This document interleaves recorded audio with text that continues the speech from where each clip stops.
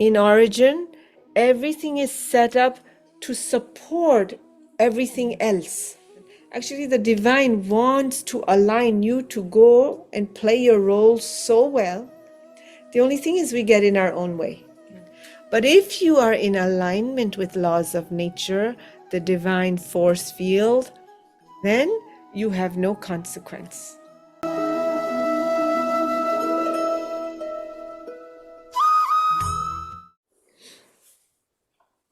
Okay, so you know, we're on chapter 3, discussing yoga of action. Just a quick reminder, Lord Krishna has given the highest knowledge. And then since that didn't register for Arjun, he's now talking about what to do next.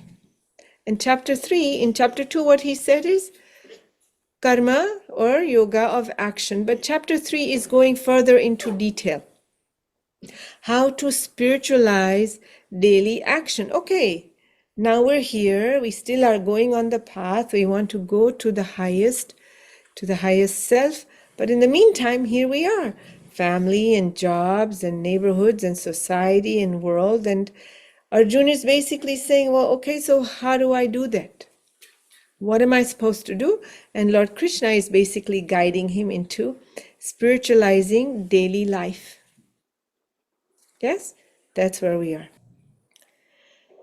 So just for a recap, if we can just chant 14 and 15, and I'll just read the English so that it puts us back on track to where we were. Sure, Didi.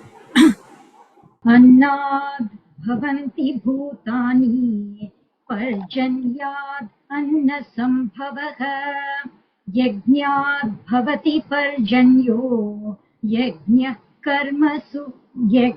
karma samudbhavaha karma brahmodbhavam vidhi brahmakshara samudbhavam tasmat sarvagatam brahma nityam yajne pratishtitam. All beings are evolved from food. Production of food is dependent on rain. Rain ensues from sacrifice, and sacrifice is rooted in prescribed action. Know that prescribed action has its origin in the Vedas, and the Vedas proceed from the indestructible or divine. Hence, the all-pervading infinite is always present in sacrifice. This is above my pay grade. Wait, let me read it again, okay? Hold on.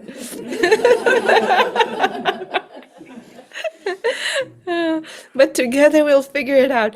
Alex, remember you looked up sacrifice? If you're there, it's a good time to pull it up. All beings are evolved from food. How can that be?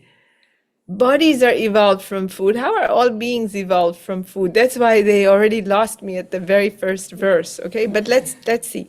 Production of food is dependent on rain. That line we understood, yes? 1 out of 2 is not bad. Just stay with me. Rain ensues from sacrifice. So from an offering, that's what sacrifice means. Remember from last week? And sacrifice is rooted in prescribed action. This is really discussing a cosmic order of things. That there's a structure, there's rules to how existence moves. Do you understand what I'm saying when I say cosmic order or cosmic structure to things? That's what it's really, where it's headed. Know that prescribed action has its origin in the Vedas. And the Vedas proceed from the indestructible. Hence, the all-pervading infinite is always present in sacrifice, in offering. This is Okay, I will have to read up on this a little bit for next time. But what it's really talking about, from what I can tell, is that all of the universe, all of the cosmos, cosmology, if you want, is run through a certain prescribed structure. Do you follow what I'm saying to you? Are you guys hearing me? And we fall within that structure, within those rules and regulations. Everything is governed through a specific direction, specific rules, specific results come out of that. You know how we're always trying to control, if I do this, will this happen? We've been discussing this. Continuously, we're trying to figure out how to get to the result we want by trying to control. And we've been saying again and again, karma, the fruits of your actions are not up to you. You can do 100% what you want, but at the end, you may not get what you wanted, though you give your 100%.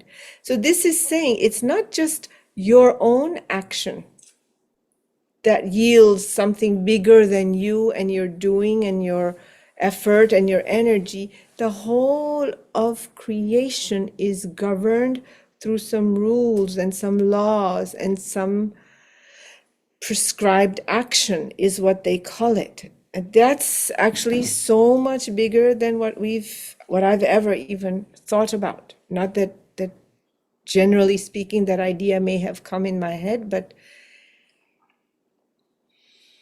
it's really like how Gurudev says it's a play, and all the lines for every character has been written out.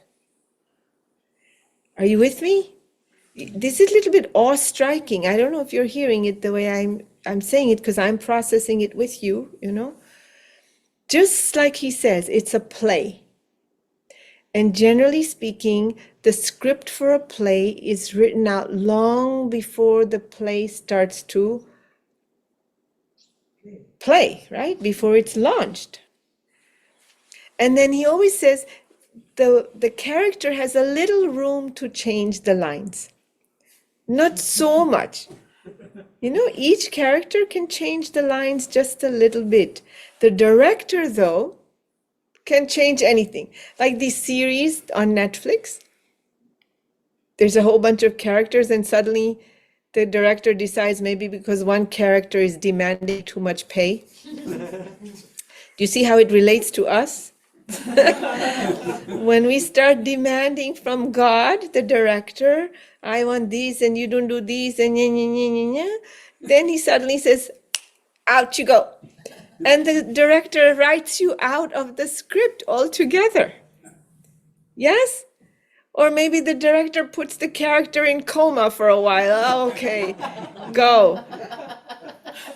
Are you understanding what I'm saying to you? Everything is designed, structured within the divine play. And when I say everything, I don't mean just us human beings. Everything, plants and animals and planets and chemistry and physics and atoms, and everything is structured. That is what is meant by it is rooted in the Vedas. The origin is the Vedas. And of course, the Vedas are what? Divine impulses, you know. It is the divine itself. When the divine is in movement, when the transcendent being starts to make movement, then we have the arising of the Vedas. And from that erupt the rishis and the knowledge and the protector of this wisdom. Are you with me? So at this moment, I will leave it at that, but I will do it justice and see if there's some place I can look it up. Even though I'll be quite busy, but I will make sure and follow through. So Mala, please send me a reminder later about this particular verse. Okay. It's profound. Do you guys not hear that? You look a little, you know, like, yeah, okay, that's nice. What? But this is profound. All beings are evolved from food. Production of food is dependent on rain. Rain ensues from sacrifice, from offering. We discussed this last week. From recognizing that whatever comes my way is divine will, it's prasad, it's a gift from God, from the force of life itself. I don't like to use the word God because we immediately think it's some being sitting in some corner of the universe outside of the rest. But no, it's a divine field, force that we're immersed, submerged in and around us, right? And then,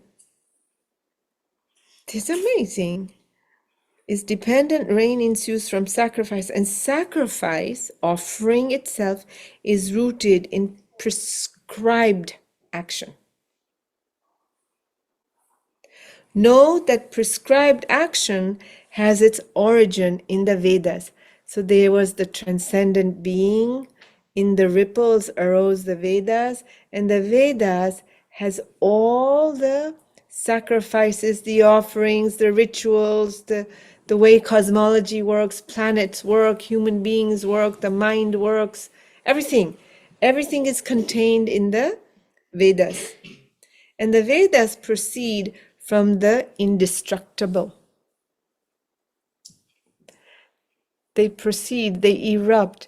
It's like the ocean is completely still, and when the waves arise, the waves proceed from the ocean, which is indestructible. Did you hear what I'm saying to you? You almost feel like crying. It's like a big thing to read, you know? Hence, the all-pervading infinite is always present in sacrifice, in the offering. Okay, Mala. एवं प्रवर्तितं चक्रम् नानुवर्तयतीह यः अघायुरिन्द्रिया रामः मोघं पार्थ स जीवति. Arjuna, he who does not follow the wheel of creation thus set going in this world, i.e., he does not perform his duties, leads a sinful and sensual life. He lives in vain. So, now I'm very sure that the verse before is discussing a structure. Everything has a dharma, the correctness of action and movement that supports oneself and the creation. That is how, in origin, everything is created. Did you understand this? Yes or no? In origin, everything is set up to support everything else. And when we don't follow that, when we go outside of the rules of how dharma is, how the creation is life supporting to me and to you and all of the planet, then this is the consequence of that. Then he leads a sinful and sensual life. He lives in vain. Sinful basically means karmas which yield suffering. Karma, actions that yield the result of difficulties, challenges, suffering. Are we clear? Then neither I win, nor does anyone around me win. I'm using the word win to mean uplift. We don't support each other. That's what this is saying. Are you clear? We don't have to go further. Let's pause a second. Any questions or thoughts? You had a question earlier. I heard on Instagram that whatever you desire or want in the future is already present. Like the future already has that. That's why you desire that. Yeah. What are your thoughts on that? The question is, I heard on Instagram, whatever you desire is already present. What are my thoughts on that? I mean, you know, we understand present to mean linear, something that went and something that will follow or come later, correct? But if you recall last week, for those of you who were there, when Gurudev mentioned, no, when you go above the freeway, while you're driving in the car on ground level, and you're in the car, you only see one road in front of you. And when you look in the rearview mirror, you will see, quote, the past. But if you get off the freeway and you fly above, then suddenly the past and where you are and what's ahead of you is present in the same moment. Correct? Then there's no past, present, or future. Now you see the whole thing. Like that, everything is present in creation in the knowingness principle. That is the Guru Tattva. Guru Tattva means all knowing, pervading knowingness principle, light, grace. And in it, everything is known. Haven't you seen sometimes Gurudev will answer a question and he also has this sense of wonder about, oh, that's good, no, that's good. Yes? Yeah. He himself is thunderstruck because he's not operating from intellect, information, and then spitting it out. Just this portal of knowingness is open and something pours through and it comes out, and there's this sense of, oh, he himself is wonderstruck with it. Yes or no? Yeah. So, yeah, I mean, you know, if you hear the knowledge and you embrace the knowledge, then all that there is present. All that we want is present. Actually, the divine wants to align you to go and play your role so well. The only thing is we get in our own way. Our own doubts and our fears and our ego and how something should be or should not be, it gets in our way. We were this afternoon here discussing, you know, how somebody had asked Gurudev to become a teacher of something. And Gurudev said, no, see, you already have so much on your plate and you're doing already so many things. It's not necessary. For now, you continue with all the other things that you're doing. And, you know, the answer was a no from the Guru and at whatever level. So when the person came out, I happened to be standing across from his door. It was his last day. He was going to be leaving. And the person was crying. And a few people went to cajole and coddle and, oh, what happened? I couldn't hear. They were just talking, don't worry, and all those things. But Gurudev was going to leave. And so I didn't want to have somebody, you know, their devotee crying, because then it's time to leave and you want to send someone off with joy and go and be successful, right? My dad used to always do that. I think this is very common in India. When someone is leaving, you don't say, when will you be back? You know, you're pulling their energy back and they're going out to go do good work. So then my father would come back in, little irritated, and sit for a few minutes. And then he would go out again. So that's somehow, you all know, right? Some of you have heard this, yeah. So of course, when Gurudev is leaving, we would like him to be with us longer, but he's going and he has so much work to do and so many devotees are there. So you go with that sense of let there be success and you don't pull him back. You follow what I'm saying? So she was still crying. So I went to her and I said, what happened? And she said, oh, I asked to become a teacher. And he said no.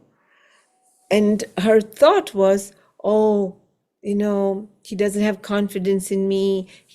I think he doesn't think I'm good enough. And he this and that, like all this interpretation as to why he would have said what he said.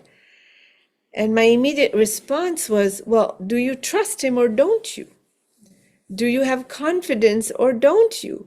You understand? Because you're telling that you're just trying to maneuver, you're just somehow making a decision that he's making all this stuff. Do you understand what I'm saying? Right? You have to trust that what's happening is for the greater good, because he can see far beyond this moment. And any given simple direction is so that we continue to go straight and not start to go zigzag. But our mind wants what it wants. So then we start to say, oh, because. But he has the bigger vision. He is at cruising altitude and we're at ground level. We only see what's in front of us. But he can see the widest lens and says, oh, if this person keeps going that way, they're going to bang into a brick wall. I better tell them do this instead. Do you see? So it's all there, you know. Can we tap into it and not get in our own way, like what was happening? And I'm not judging the person, but it's just something to be very aware of, that this is what we do with our mind, even what's best for us. No? Okay. Anything from you guys before we continue? Any? I just thought it was Yes. so profound when you said how everything is predetermined, set up to which way should be going. And then when we work against that, I guess, I mean, I've always realized, you know, you can mess up things for yourself and be unhappy or whatever. But that aspect of it falling into play with everybody around you, what they're doing. So you really have a responsibility not only to yourself, but those around you, because you're messing up their deal too. So he's in a short, what he's saying, Richard, is that you not only have a responsibility for yourself, but also the people in the group around you. But that's correct. Chapter 3, Yoga of Action, is discussing what? Move from me, myself, and I to the highest. First and foremost, if you can't do anything, at least operate with ethics and morality. You'll find in India, they don't discuss ethics and morality very much. It's a very Western concept to think about ethics. Why do you have to talk about ethics? Because the higher state of self is not embraced into life in the same way. Do you understand what I just said? Ethics and morality, at least do what you're going to do correctly in alignment with the laws and ethics and so on. And then from there, move to what's good for you and I. Win-win. Before it's just me, myself, and I. Then it's me, myself, and I with some semblance of ethics and responsibility and doing it correctly and legally. And then it's me and you, both of us win-win. And then from there, it's the divine order of things. What I discussed at verse 15, cosmology. There is a divine order to everything. We are not one separate, independent, individuated being. We have a role to play, but we are not. And so that's really what's being discussed here is, to your point, it's not just you.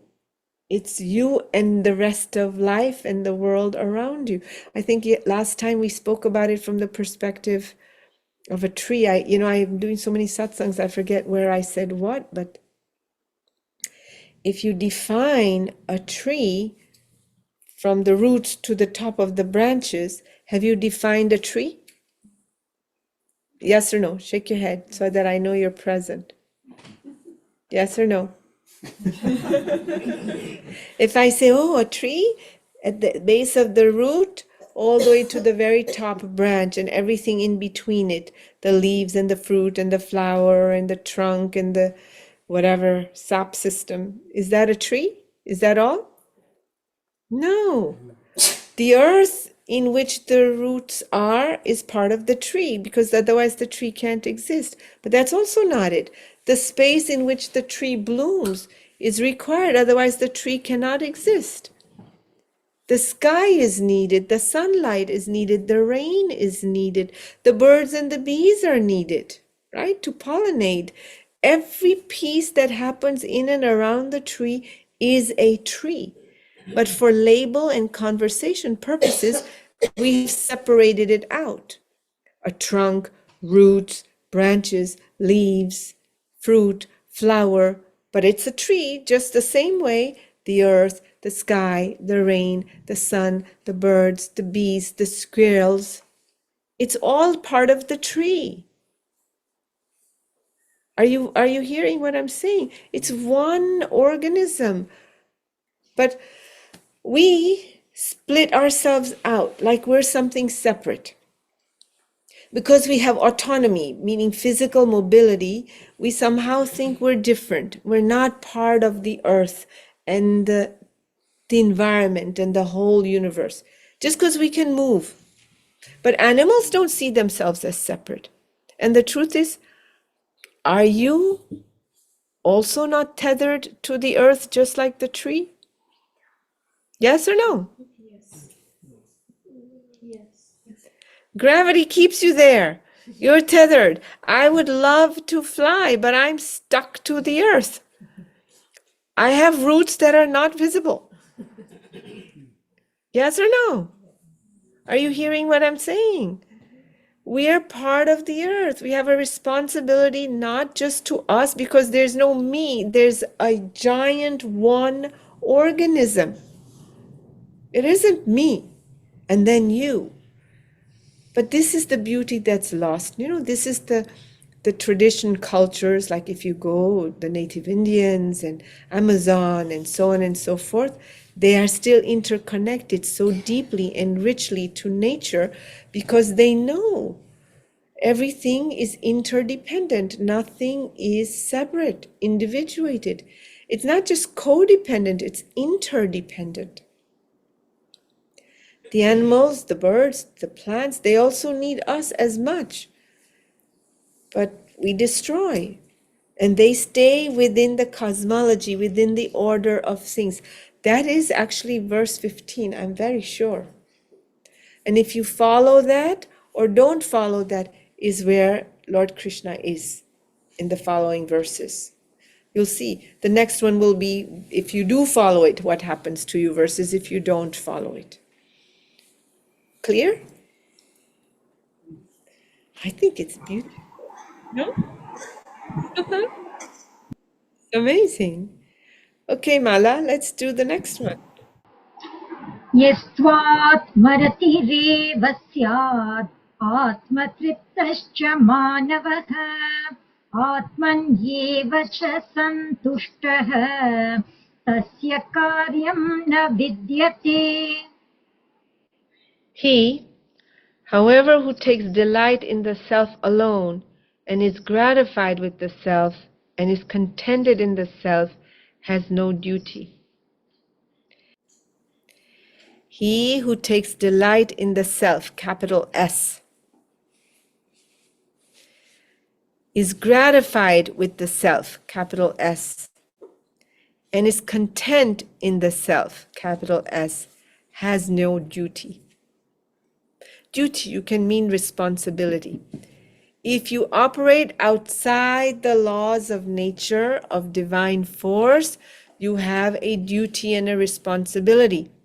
And if your duty is only to serve yourself, then it's said sinful, meaning you have consequences, karmas which bring about suffering. But if you are in alignment with laws of nature, the divine force field, then you have no consequence. That's what it's saying. Is that clear? Yes?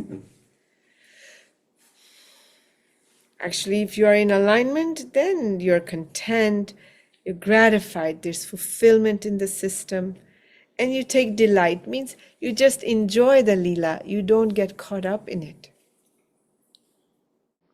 Arjuna, he who does not follow the wheel of creation, thus set going in this world, does not perform his duty, leads a sinful and sensual life. He lives in vain. He, however, who takes delight in the self alone, is gratified with the self and is contented in the self. He has no duty. Do you see when you put the two together? This is what we're discussing. No? In order to do that, what is at the root? In order to live in the self, or what gets us caught up in vain is me and mine. Again and again you will see it only will fall back into this thing. When I think about me as a separate entity and mine as a separate entity, then I will not be in alignment with laws of creation. I will do what's good for me and what's hurtful to the other. Correct? Me. But the moment I see, oh, they're also mine, belongingness increases, then you act with greater responsibility. You naturally become aligned with something bigger than just the small mind and your own little greed, your own little wishes, your own little opportunity. This is why every course in Art of Living begins with, I belong to you. In its truest sense, if you hear it, I belong to you, means, hey, we're part of one big whole. Let's be careful out there. Right? I'm not alone. You're not alone. Listen, listen. Let's be careful out there. We move together. And the value of having a guru is to move responsibly in evolving. We often get caught up in doing, in acting and creating, and forget to live some of the things that come our way. Yes?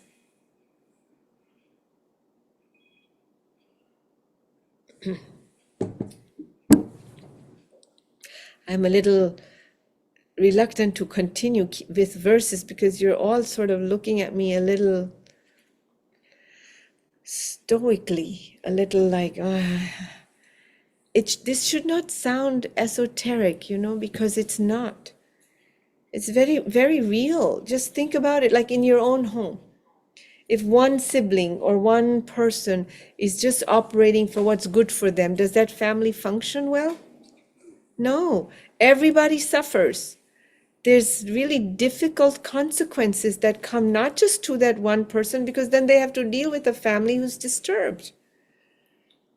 Everybody struggles.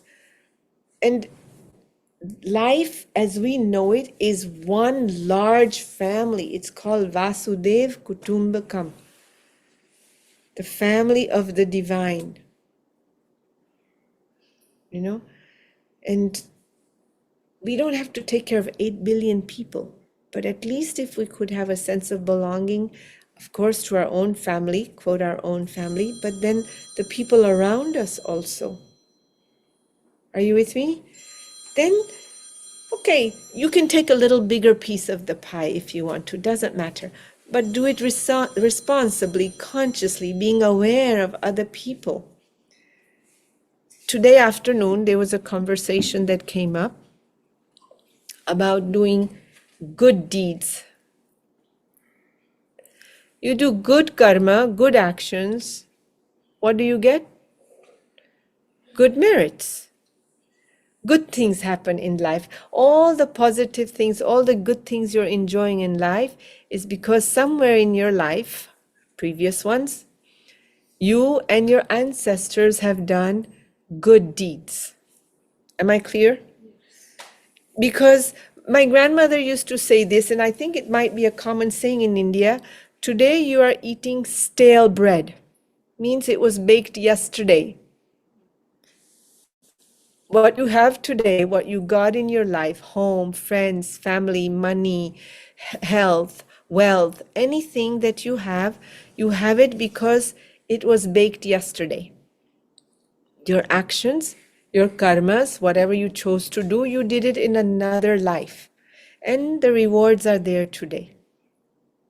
So you better do something correct and proper today so that tomorrow you can have bread to eat again. That's not molded. Do you understand what I just said? Yes. This is what she would say. So if you do good actions, you will get good merits. Bhogna padta hai usko. You will have to enjoy the merits of good actions. You'll also have to enjoy the merits of not so good actions, which then is more suffering, unhappiness. We have to enjoy both. There's no way out. Prarabdha. Good deeds bring good things in life. Not so good deeds bring suffering in life, unhappiness in life. You have to live through both. Bhog. But here's the problem. You keep doing good deeds. In enjoying the good deeds, suffering also comes with it. Oh, you did something great. You got a family, you got a house, but it comes with a lot of headaches, does it not? Not only headaches, but also headaches, yes or no?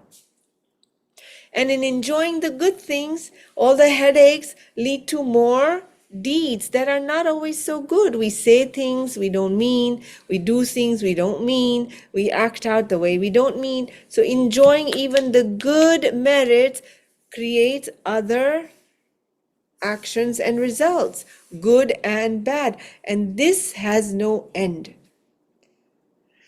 And then you have difficult actions which create suffering. You have to live that out also. And when we're living out challenging moments, we don't just say, okay, I must have needed this, or I went through this because I have to, and we don't embrace it, do we? Sometimes, sometimes not. Sometimes we smile through it, and some other times we blame and we complain. We blame ourselves, we blame others, we blame situations, we blame surroundings. And so we then feel like we have to respond to whoever did this to us, whatever caused this to us. So then we create more bad deeds. There's no end. Good deeds or bad deeds just keep continuing the cycle of birth and death. So then Lord Krishna says, therefore, do all that you do for the divine. You are raising children. These are God's children in this form, the divine. I'm raising them, not my children. You go to work, you're doing work. Somehow it's the play of the divine, and you're doing work in this form, through this, having the sense of prasad. Today we were eating, and modak was made, and Didi's here, and the first thing she said is, "Oh, did you offer it?" You know, when they brought the plate out for us to eat, the first, no, did you offer it? Because you offer it, it has become prasad. Now you're not a taker. You honor that differently. You eat it differently. So having that sense that this is all prasad. Are you getting me? Yes or no?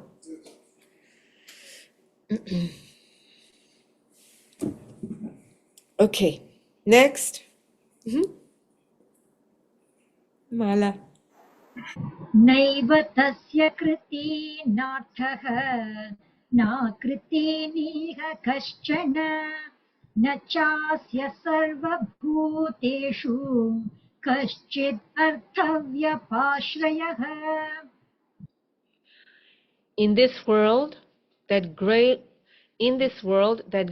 soul has nothing to gain by action, nor by abstaining from action, nor has he selfish dependence of any kind on any creature. In this world, that great soul, so he's referring to the soul above from the previous verse. Are you with me? The one who is acting in alignment with the divine force, the one who sees oneness and chooses and acts, who offers, who moves from this place of this is all a play of the divine. For that person, he has nothing to gain by action, nor by abstaining from action. Remember, the last sentence was he has no duty, meaning no responsibility. And this is just amplifying that sentence. You know? Nor has he selfish dependence of any kind on any creature. You see 100 times Gurudev will say when people come, what do you need? How can, people during interviews, they'll ask him, what is it you need? What is it you want? What is your mission? What would you like people to focus on? And you will see that his response is, no, I don't need anything. Have you not heard that? No, I don't need anything. What is it you want? How can I help you? No. Everything is there. You see what you want to do, you do. Yes? There's never a sense that I need or I have any dependency on anyone for anything, any doing no. We will do it ourselves. It doesn't matter. Yes or no? WCF or anything that comes up, there's no sense that I require or need.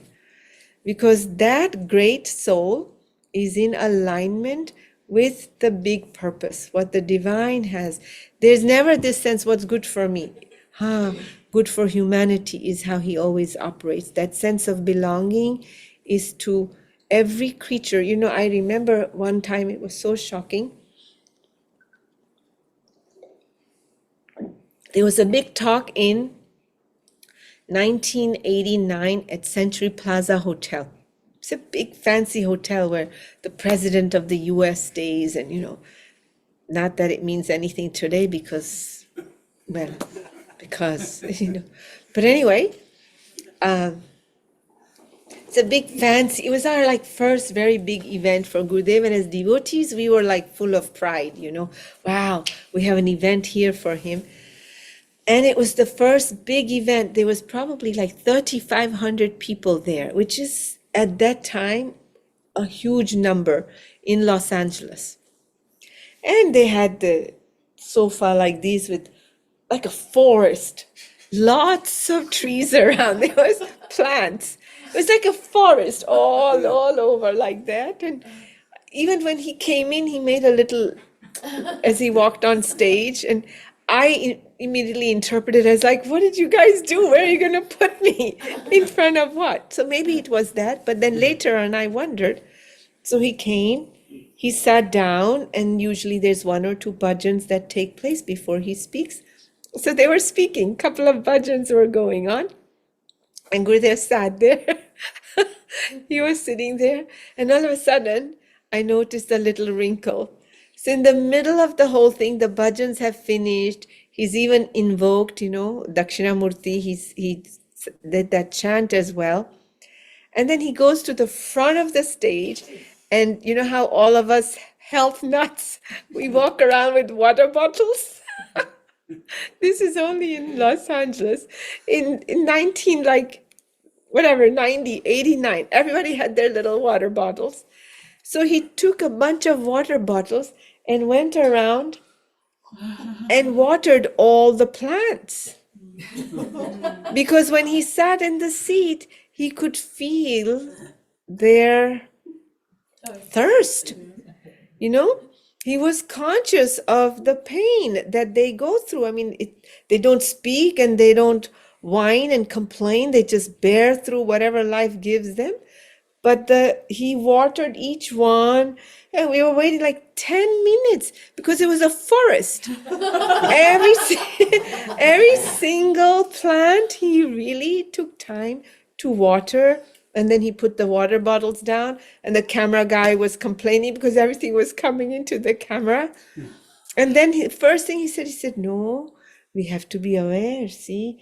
Probably the plants arrived 1 week before Gurudev's visit because you have to plan. And nobody really thought of taking care of the plants because they were busy with all the other activities and all the other plans that need to be made, So that great soul operates in complete awareness and alignment and responsibility to all beings, not just us humans, but everything. So beautiful. And the thing is, you see him being that aware, present, caring, loving, kind. If you see it really, you can't help but open your eyes just a little bit wider and recognize, okay, there are other people, there's this, they need something. You get tired and a little cranky maybe, but the tiredness and the crankiness also comes because you want to be able to help and you don't know how. Even sometimes Gurudev will say, okay, enough. Now you guys use your own brains and think. Yes or no? Yes, it's true. Because they always, Guruji, what should I do? Dude, you have it. Use it.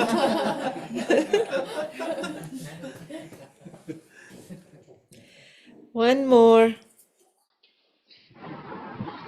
तस्मात् असक्तः सततं कार्यं कर्म समाचर असक्तो ह्याचरन् कर्म परमाप्नोति पूरुषः.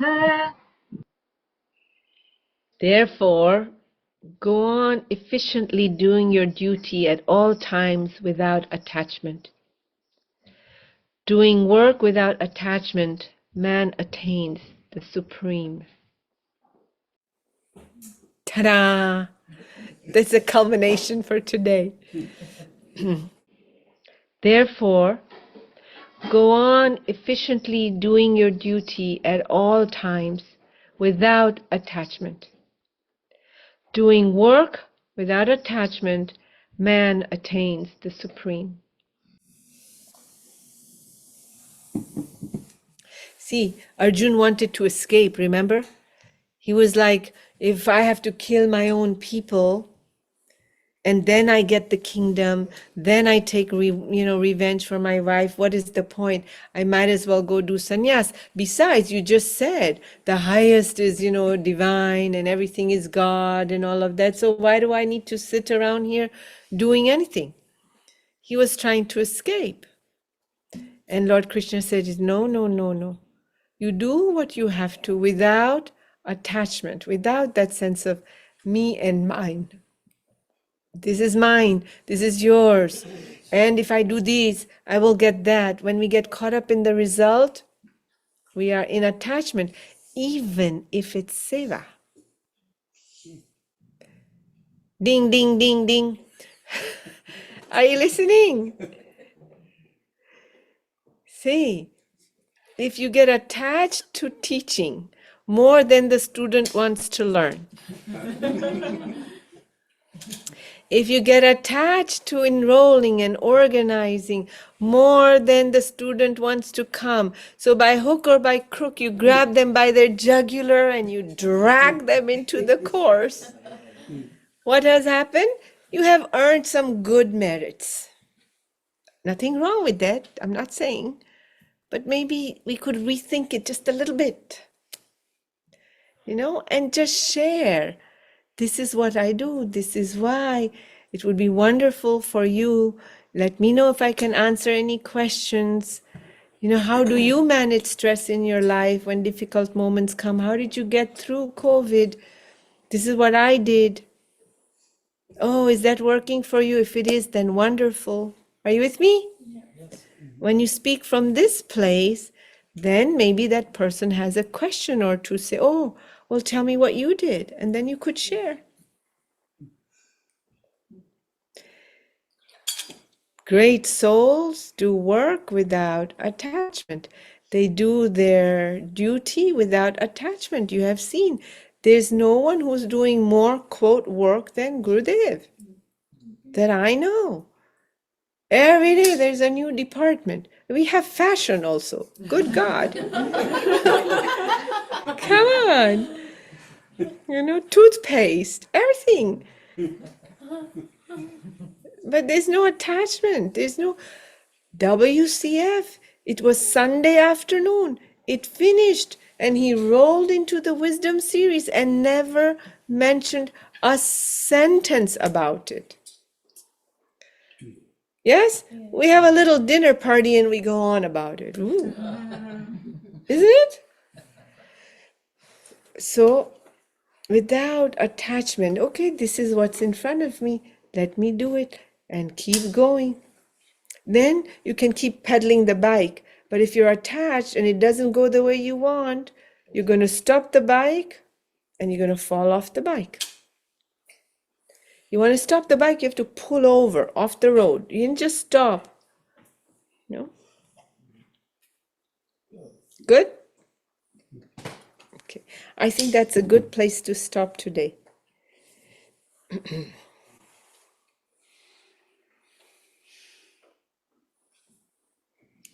It's through action without attachment alone that Janak, you know about Janak Raja, right? You have heard of him. And other wise men reached perfection, having in view the maintenance of the world order too. You should take to action. He's speaking of verse 15 where we started, which is that there is an inherent structure to life. And we have to align with that.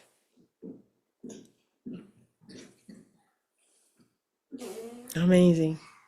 It's amazing, 5,000 plus years later, oceans across, we can be sitting here talking about a conversation that took place with this great soul and a student that's you and me, Arjuna. His was a battlefield, actual war, and ours is a battlefield in life and in the world. It's no different. One is an extreme battlefield, meaning it's about life and death, but the issue is the same: entanglement, attachment to me and mine. We struggle exactly with the same thing: entanglement, attachment, wherever we're caught in me and mine. The moment we get other, the more aggressive, more violent. This is the root of all the wars that take place. My religion, your religion, my family, your family. Family feuds are about mine and your everything. Our own conflict in our own mind is about the same thing. Huh? And that is profound, the ability to sit for all of us and converse about this, no? Isn't it? Yeah.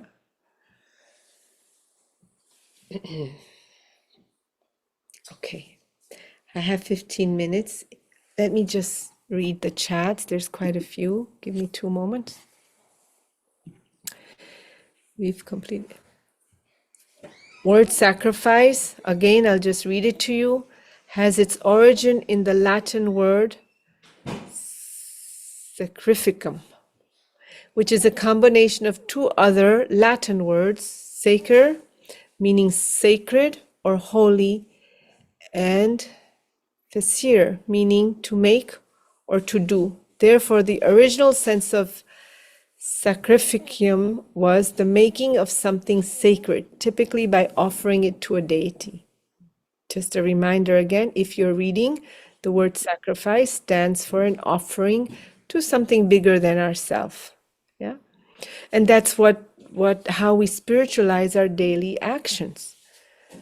Whatever the result of this, it belongs only to you. Whatever I'm meant to do here, come and do it through me. It's your life, it's your will, it's your game.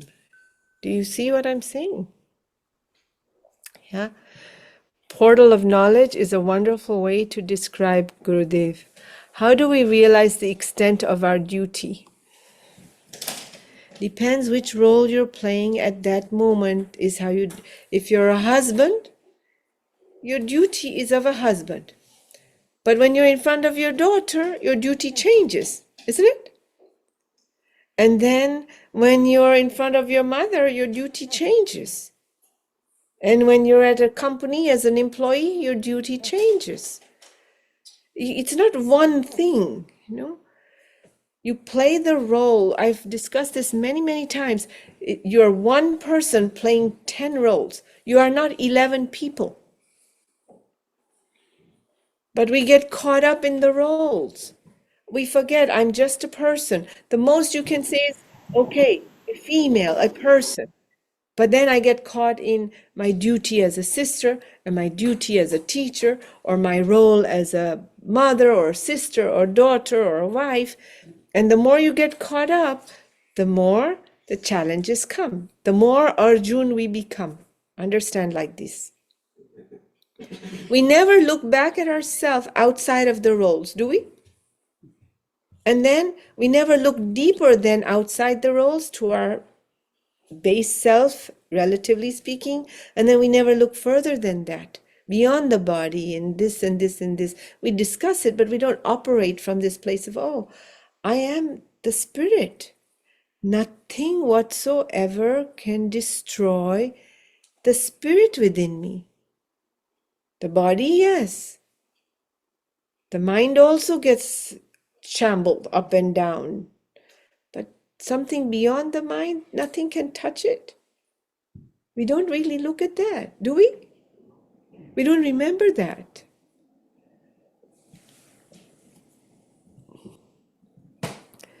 Didi, I have a book in Hindi and it has different meanings for 17th verse.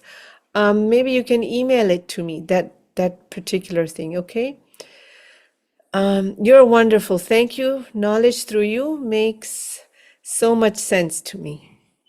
How can we be sure which action is aligned towards divinity? You don't need to figure it out, just offer it. You see, your intellect is not required in this. Be very clear that this universe is run with something much greater and higher and bigger than your little 30, 40, 50, 63 years of life experience. We run our life with the same set of information that we gathered in the early years of our life. That's how we run our life.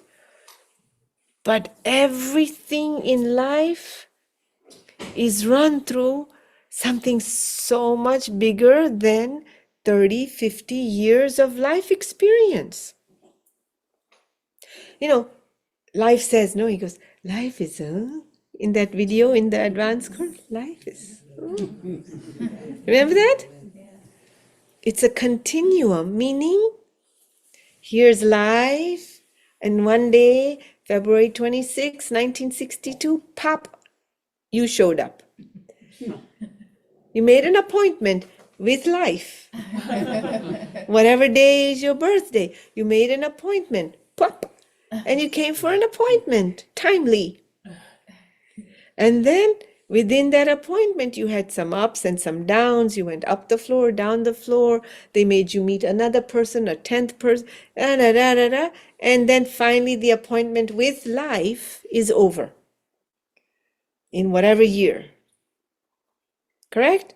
And in between, you have daily appointments, weekly appointments, yearly appointments, and you think this little thing, ooh, Guruji goes like that, ooh, and you're all wiggly, wiggly, wiggly. No. Oh, what? Life is so much, it's an eternal. Like that he does. No? So if you see that life is so much bigger, then you don't have to figure it out. Your intellect isn't required. Just this sense of prayerfulness. I offer this. Whatever happened today, it's your gift. It belongs to you. Whatever I did, didn't do, it was your will. It's happened. And when you stay open and surrendered like that, then clarity in the moment comes. You just know what has to be done and said. Do you not know that? That happens a lot in our life, especially when we teach. We don't know from where we say what we say. But if you're trying to sound good and know everything and make sense and know, I'm here, let's see what we can do. And if you relax, then it pours out of you, doesn't it? And that happens in work, it happens in life, at home. So don't stick your head into it. That's called getting in your own way. I spent the whole week thinking about what a sacrifice is. Please comment. I think I did. Sacrifice means to have a sense of offering to something higher, greater than yourself, divine. What is the priority of duties in the examples you gave? Which examples? Hitesh, ask the question more specifically if you still have a question. I think I meant like mother, father. Yes, Didi. The question was like you were giving example. If role of a husband, role of a father, role of a son, right? But like we also have stories from Mahabharata and Ramayana. Darsharat gave a vachan to the wife, right? But then he will give whatever he wants. But he gave that vachan as a husband. But when wife asked, he responded as a husband, not as a king. So there are different roles, and there is some dharma which has highest priority over others. So is there a sequence or a priority order list that we should always use that in terms of conflict like this? Okay, but in your question, you've assumed a lot of things already. Okay, but first of all, you should, in case you haven't, you should go back and watch the first and the second session of Bhagavad Gita, because I talk about these things. First of all, you mentioned Dasrath. He promised his wife some time ago, oh, you did me a favor. The story goes, for those of you who do not know, this is the time of Rama, before Krishna's time. Okay? So for many of you who are new to this, During the time of Ram, there was his father-in-law, Rama's father-in-law was called King Dasrath. And he had 4 wives. Huh? Oh, his father. Sorry. You're right. His father was Dasrath. And he had 4 wives or 3 wives? 3 wives. See how many? You can't even keep track.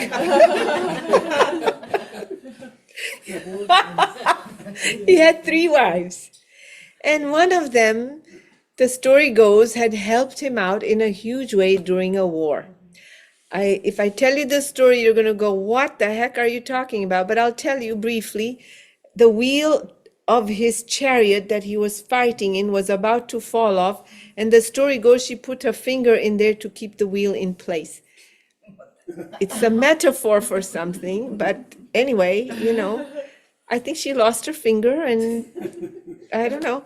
So Dasrath thought, you deserve a gift. You know how a king comes from that place of, so ask whatever you want. That is what the king said. Did he give the gift as a king or as a husband? Which one? As a husband, right? The husband gave a gift to his wife. You can have whatever you want. But maybe he gave it as a king because it was a battle to his citizen. Ask whatever you want, not to the wife, but to the citizen. And years later, she says, oh, I don't want Rama, who's the elder son of another wife, to become the king. I want my son Bharat to become the king, who's younger.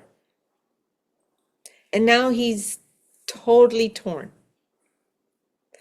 The right to the kingdom belongs to who?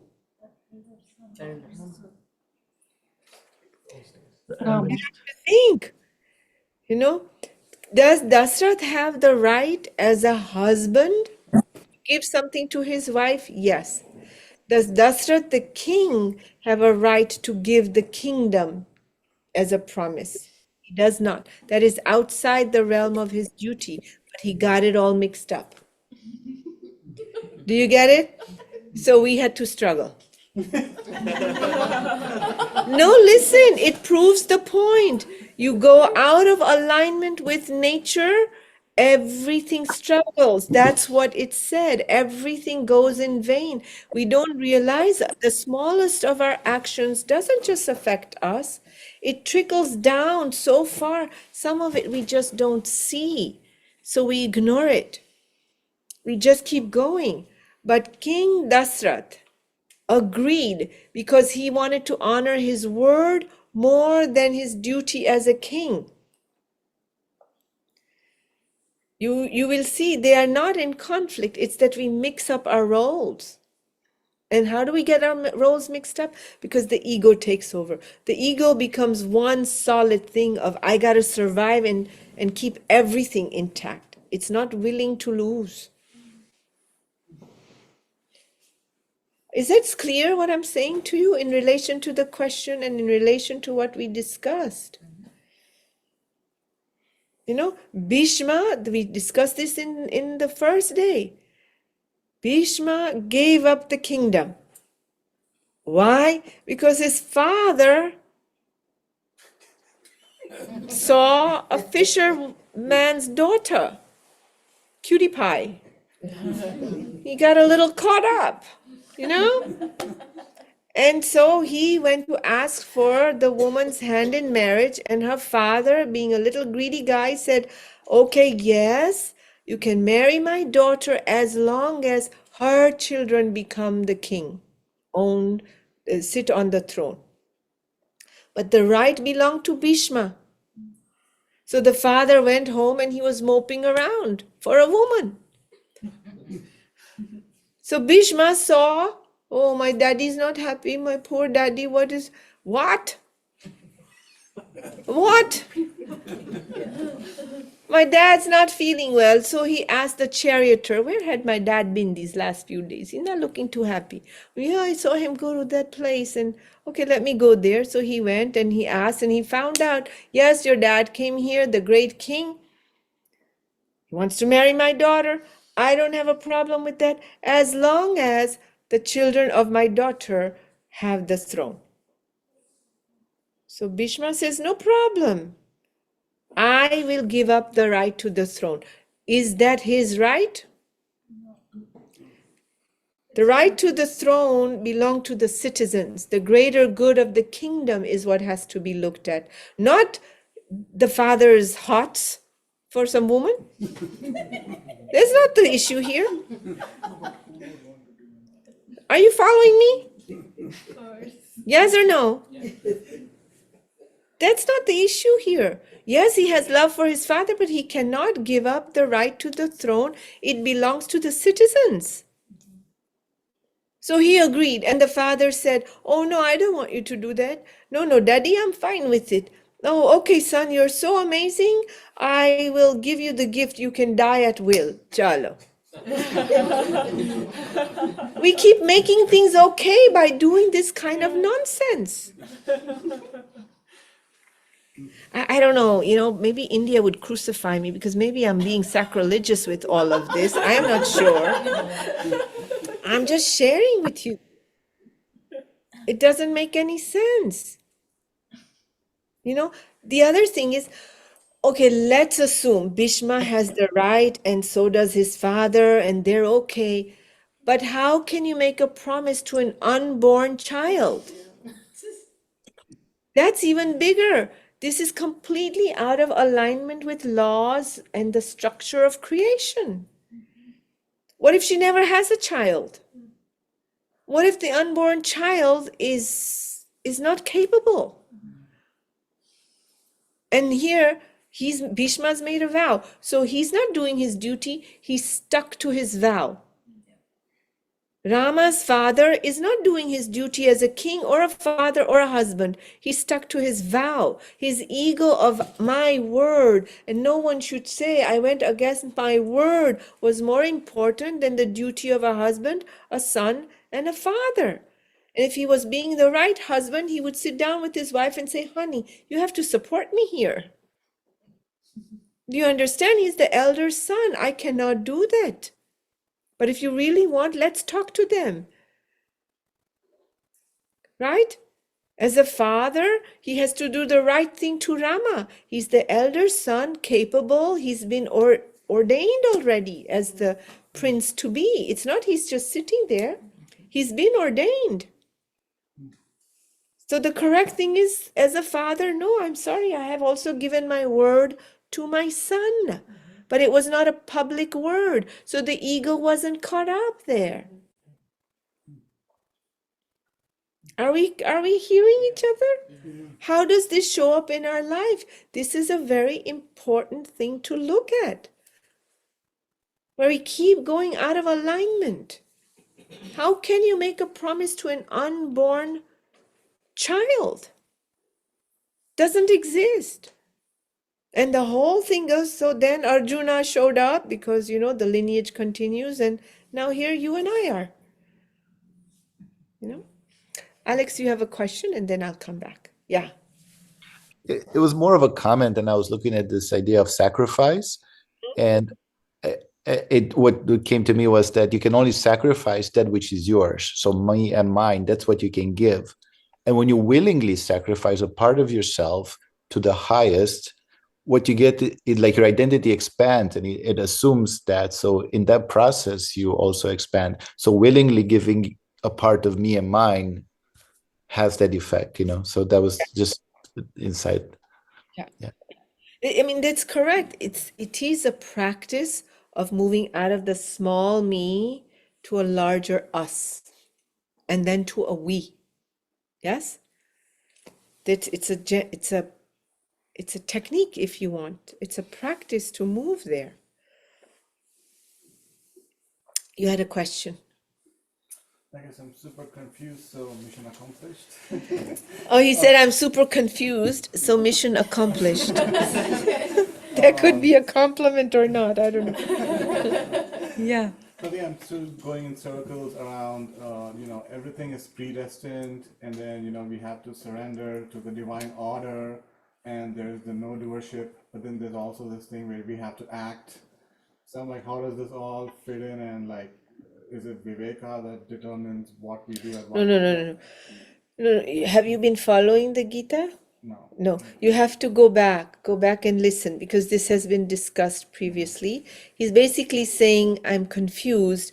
There's doership and then there's predestined. Everything is predestined. But no, action in that one place, it has already been indicated you have free will. Not in the result, but what you choose to act, you get to do. You get to choose. So that's why this is yoga of action. How do you stay in action? But we choose actions that are self-serving.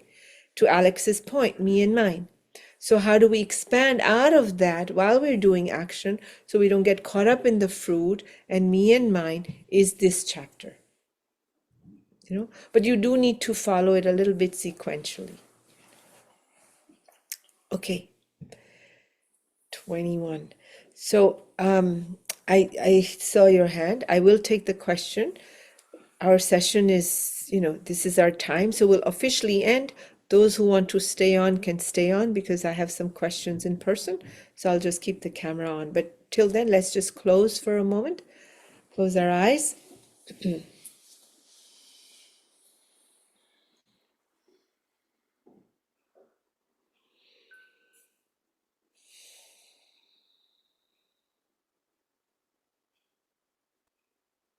Just that awareness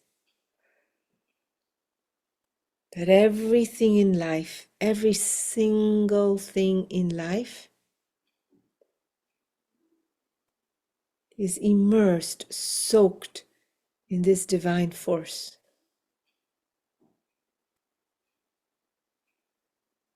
And that there's a greater design and plan than what we can see for ourselves. Just bringing that awareness.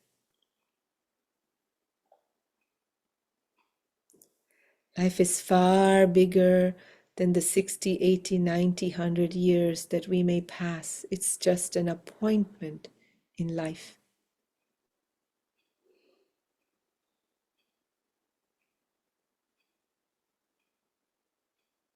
Awareness of that greater, higher power. And surrendering whatever has happened this day, up to this day, as the fruits of that divine.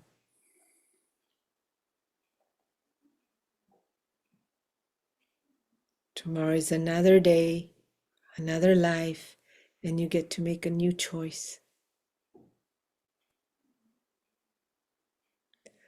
Sada Shiva Samarambam Shankaracharya Madhyamam Asmat Shri Guru Paryantam Vande Guru Paramparam.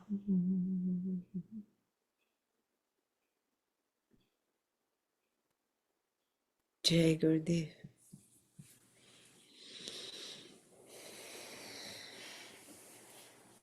God bless you. So those who need to drop can do so, and I'll take a few more questions. You had a question. I had a question, like you said, there is this governance or whatever structure, and the whole issue is like me, mine, thinking about myself. So like since childhood, we have been like kind of conditioned to like, okay, my graduation, my job, my this, that I have to do. So we're so I'll repeat the question in a minute. so conditioned to like live like that. How do we break out of that pattern to, Basic question is, since childhood, we've been conditioned about me and mine. And how do we break out of that pattern? That is the whole Gita. That is the whole discussion. but also we are beyond fortunate. We not only have the great soul, if you will, one who has reached that destination, lives that destination, is the destination, that also provides tools and techniques and seva and satsang. Remember what I said, selfless action. What does it do? It purifies our impressions. Selfless action purifies the me and mine. Correct? Service to others. This is not just 5,000-10,000-year-old thing. Today, neuroscience is very clearly talking about this. When you do something for another, you expand, you up-level your sense of joy and happiness, connection. And those are the qualities of the highest self. Those are not qualities of the conditioned psychological self. Are you with me? So, satsang, sadhana, and seva, service. But it's selfless action that purifies the buddhi and our vasanas, the conditioning. But if seva also becomes another place to achieve, accomplish, then we do good deeds, not necessarily just purify the vasana. Then we're doing good deeds that earn good merits. It's better than doing deeds that don't earn good merits. But you understand. Yeah? I have like a connecting question to this about, one of the things I experience with me is like, when I am able to do like consciously something for others, I feel very free and nice. But a lot of times it happens that the insecurity, or I feel that I'll lose something if I get into that mode. So what is that, and how do I come? So when I do something for others, I feel very nice. But then a lot of times what happens is fear comes. I will lose something. And so then the choices, the actions are accordingly out of fear. So what is that and how to deal with that? But that is exactly, it's a journey. And you have to again and again and again go back to what to do. But remember, Lord Krishna's response was what? Prasad. If you, see, I gave some weird example. Like if you have prasad, even if the thing that comes to you that you don't like, you will honor it and you will eat it. Correct? You don't like it, but you will eat it. If Gurudev he sends prasad with people, and it might be like, I don't know, cashews, and maybe you're allergic to cashews. So you say, I don't know, but you still honor it. So you'll touch it at least. Isn't it? So like that, what is being said is, see that all is prasad, it's divine. You have to again and again and again remind yourself that I think I exist as separate from them. He is other and I'm other, but actually in all the hollow and empty space, which he has the same hollow and empty space, is what? What? Come on, answer me. What is in the hollow empty space? The divine. In this bottle and the other bottle, isn't it the same space? So you are a bottle and I'm a bottle and that's a bottle, and in that bottle is the same space that's out here is in here. And we keep forgetting, we think that there's some evil thing in somebody else's bottle and I'm the best bottle. You have to remind yourself again and again that behind those eyes is the same thing that I have behind these eyes. I just forget. Because you're looking through the conditioned mind of like and dislike. But behind your like and dislike is something else called life. Think about it. Your own mind about the same thing, about yourself. Doesn't it give you 100 different ideas? I'm good, I'm not good, I'm not sure, they're better, they're worse, no, I can do it. Yes or no? You have 100 ideas about yourself, right? At any given moment. If you make a choice, don't you contradict your own choices? Should I do that? No, I'll do the other thing. No, I'll do that other thing. Don't we do that? And you're responding to that other person's same thought process as them being the person, but it's just a bunch of thoughts. But you have to dig deep. You have to be willing to dig deep. That is called nididhyasa. Shravana is not enough. Listening to this stuff is not enough. You have to self-reflect.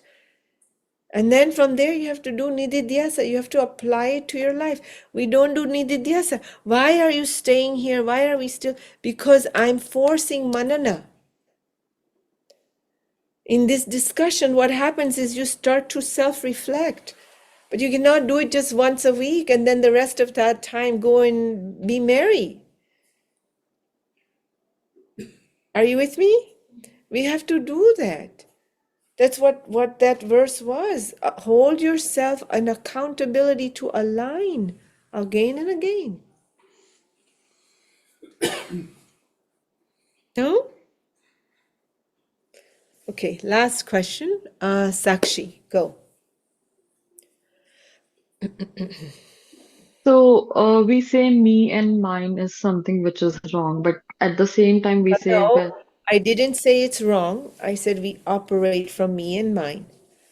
okay, but I just want to know that when we take responsibility for our own self, I think we do good to the world. Is that correct? Well, what do you mean by own self? Like when we take our own responsibility for our own actions and everything, we don't blame others or we don't do anything wrong. So in that case, we are already contributing to the world. Is that right? You love this right wrong thing. In the question, you had two wrongs and two rights. This is gonna get you in trouble. Don't divide up life like that. What's the real question you have? You ask me. Because I'm not coming from right and wrong. I don't think if I have, it's an accident. I don't think though I have used those words. Have I been saying right and wrong? No. Dharma is a different story. So you ask me the question in a different way, please, so I can better understand. So the whole point of saying is that I read somewhere that me and mine is something which makes you selfish, but you should be beyond the selfishness, that is selflessness. But once we feed our soul, then only we can give it to contribute to the world. So then why being selfish is wrong in this context? Is this again, I don't know how to explain it. So I don't know what you read, honestly, but again, besides the words right and wrong, you're also coming from should. That word has also been used, which is part of right and wrong. So if we can just leave Bhagavad Gita aside for now, forget about evolving to becoming the highest self or living the highest self. Let's just look at it for now so that perhaps I can serve you. What I'm suggesting to you is choose actions that give you freedom. Move in the choices in your life that allows you to feel free and light and at ease, where it's some sense of joyfulness and a sense of connection and ease and excitement comes. That perhaps is a better answer for you than trying to define it in the way you're asking me, because otherwise you take everything serious and everything becomes a big thing. And as I look at you, I just want you to have a sense of ease and joy and fun and playfulness, lila. Do you understand? Yeah, Does that help you? yeah, I hope, somewhat, yes. I hope so. You just do what keeps तुमको दिमाग must means what? Fun, blissful. Like happy. Do that. That which keeps you light-hearted. That's the word, must. Light-hearted. Choose that. Okay? Okay. And you're not being selfish. Just be light-hearted. Then you'll be Okay. good. Any question? Last It wasn't a question. question. No. It wasn't a question. Ah. No. It was something that was very important that you said that struck me at the beginning of the conversation, because I had heard that the guru, the soul of the guru and the divine was the same. Yes. And I never really quite understood that. But when you compared it to sun and the rays of the sun coming down, that just struck me so profoundly, because then I could see the little soul and the guru and the divine, and the guru being the thing that allows it to flow and allows it to shed and come through us. It was just very beautiful, and I just want to thank you. That just meant everything. That's so, it's such a big piece. The sharing is, it's not a question, it's just a sharing that we discussed in the beginning, where we have heard Gurudev say so many times, Guru, devotee, and the divine are one. And the metaphor, I suppose I described, was the sun. The light of the sun is everywhere, right? But the sun itself, as you go there, it's hotter, warmer, brighter. It's just the sun, you know? But the light is everywhere. And so that was somehow, a jolt. Yeah. Jacqueline is here, and if I may, she's been doing TM for a long time. Do you want me to say? No, I'm just saying to them. And why it's such a big, because she's currently, I'll just say your age because you shared it with me. Okay. So she's 81, and she was during the advanced course, which we just finished. One of her question was, I've been doing TM since I was like, I don't know, 1970 or something like that, whatever, a long time. And now in Art of Living, and she was just explaining that I feel, I've lived and I've done everything and I'm okay to go, but before I do, I want to know, what is it that I need to know? Is there something I should know more and learn more? And I said, no, you're here and everything is there. But if you see her face, it's quite lit up from this one conversation we had in the beginning. And somehow, you see, it's like it's one piece. All this happens because the correct people in that moment form the perfection of the moment. Do you know? So, anyway, Jai Gurudev.